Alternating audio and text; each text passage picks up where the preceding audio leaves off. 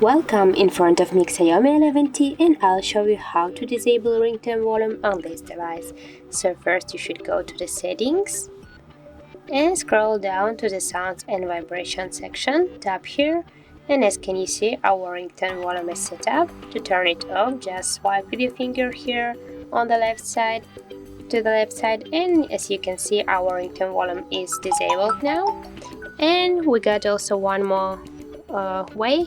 Just tap here on the volume volumes button, and here you will see the three dots icon. Just tap here and just swipe down with your finger. So as can you see, the sound mode is on. So that's it. If you found this video helpful, leave a like, comment and subscribe our channel.